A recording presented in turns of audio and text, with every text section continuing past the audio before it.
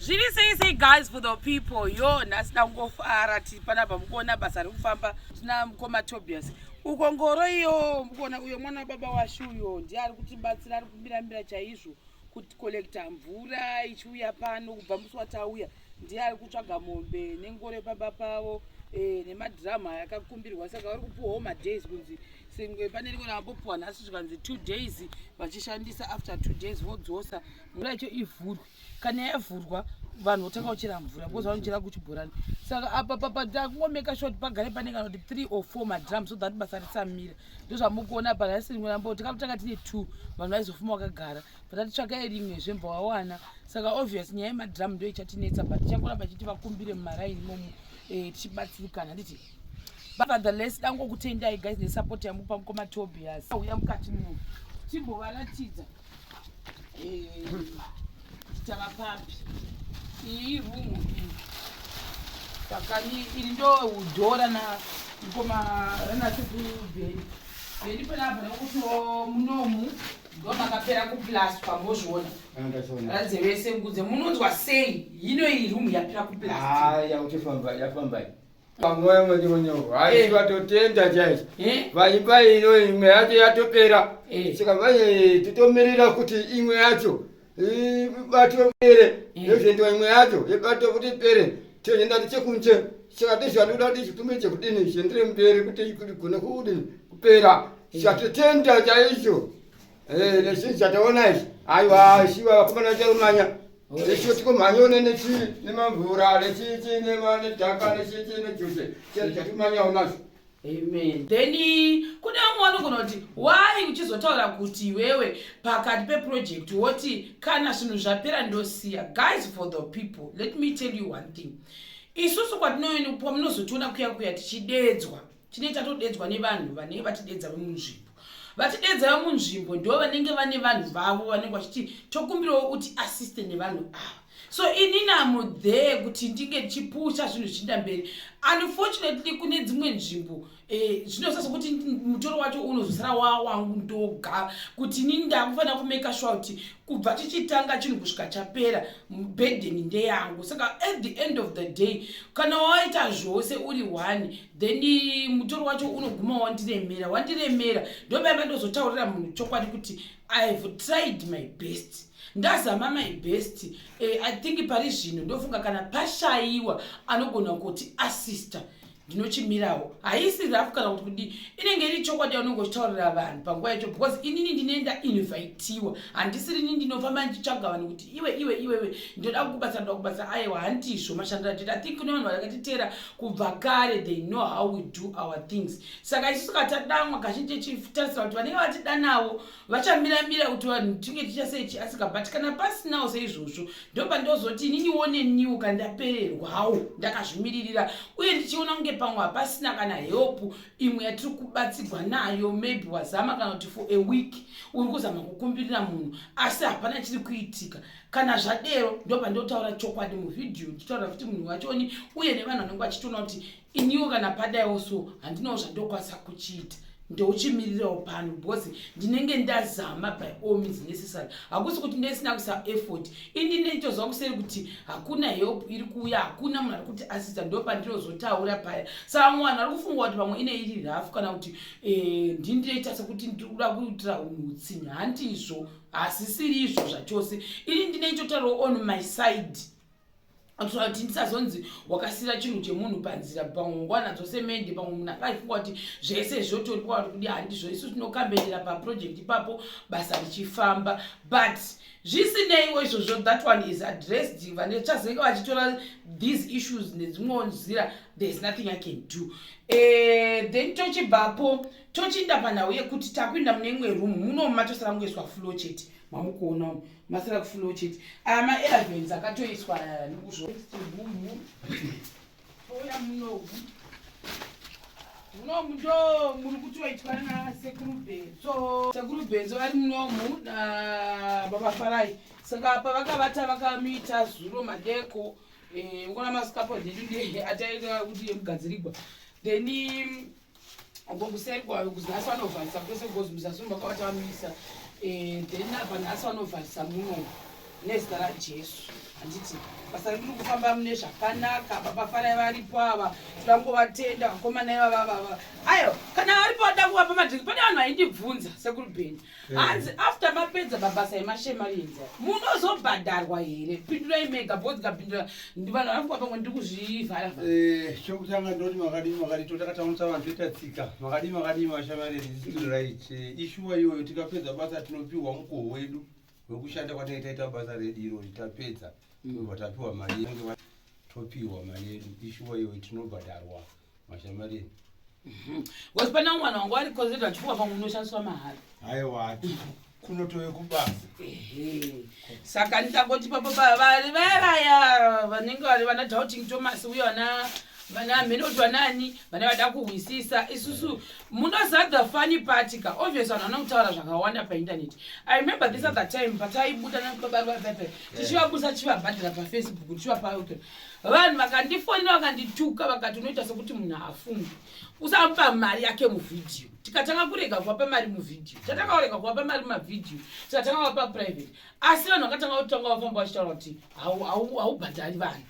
because asikati achite muvidhiyo patachita muvidhiyo takanzi musazviita tarega kuzviita vanhu navo vanga vasikaoni mavhidhiyo vava evidence vakati vanga vasingape baruva mari haimuzviona zvinonetsa special case yekwababaruva iya but muchiti ndichaita kuna special case ichauya kwandiri zvakavharana zviya because kunonzi chiko tsume ndimunoziva tsume kurera ibwa nemukaka mangwana kumai hamene kuti ndizvo here kana zvinoreve ndizvo kandatadza saka inini ndangoti pave clear vanhu vamwe vanogona kuzokuti vana baba afatso varipo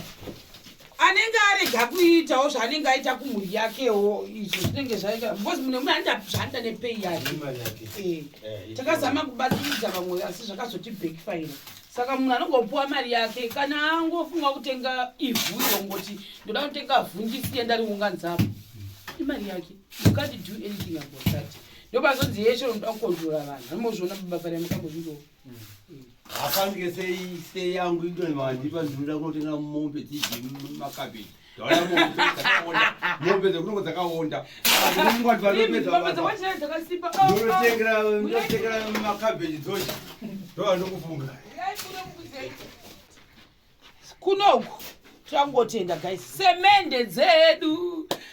dzakazowedziwa kuvatobvious chauya kavona semende chakauya aiwa chipano chiri kugona kusvikira chopedza yeshe nyumba haizvi zvinopedza dzakauya mamusipo mamusipo padzakasvika mamusipo saka hora iti saka semende dzedu dzakazotopiwa toda kuzvitenda handiti toda kuzvitenda izvozvototenda samende yamatitira zviwa tobade saka ni hatangotenda guys for the people keep supporting kumatobias izvi panapa tongachinja tongoti chasara pazvinhu zvese ido 1 magrasi tichamaakaunda kuti ada kupinda nemangano tichasata makaunda for the meantime do rimwe chete ndorasara magrasi tichogoma akaunda kuti mangani ari kudiwa nepati dzacho togoziva kuti ngani handiti ndizvoka uchitishaputaro katinotiti zvinhu zvatinazvo murambe muchidaro mabhegi emasemende akashanda pakuvaka this building 29 how come zvakafamba sei? I also don't know. Handiti ndoba chinhu chatokutanga chanda kuti sunguma tobva chinda yenyu munobatsirana vanhu handitoziviwo ndakazvimirira because inini ndakabvunza ndikaudzwa kuti 6 ndadero ku6 kwemwamwe achari kwamaitobias 5 then ndadero ndikachitipewa masaga because isusu nomali kana tiri kumaproject edu emaprivate inini guys ndozvati kune nyonzi accountability mukazonzwa henyu kana leise taita project kuhama dzevanhu vanenge vakutanga kuti tashayo chakati kazhinji kacho ni on my side tachokwadi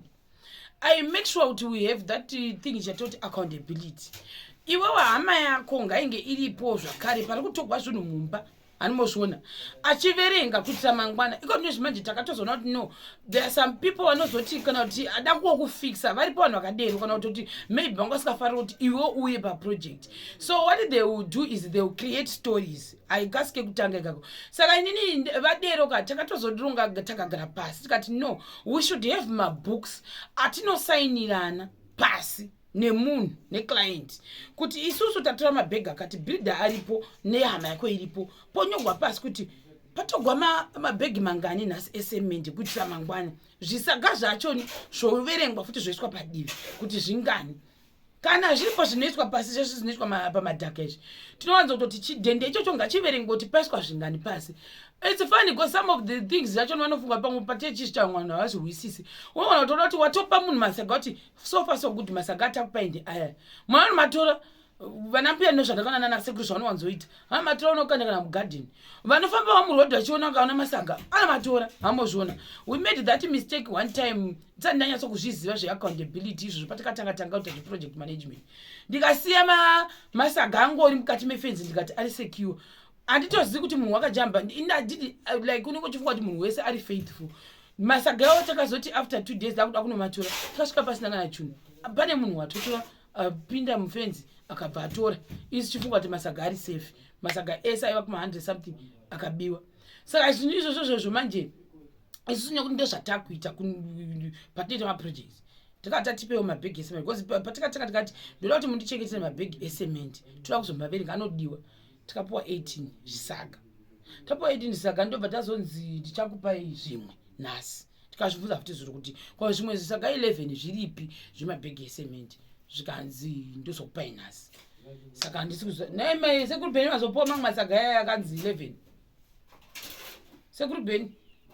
masaga 11 azouya here hambozviona. This is almost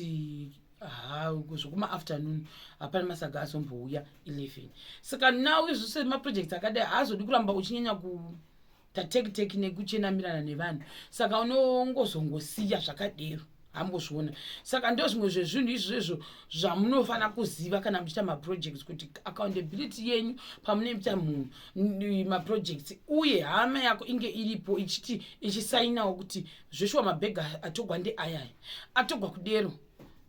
tasainirana pasi hamozviona. Project management yedu that's something we literally sit down tikagara because pane zvimwe zvinhu zvokuti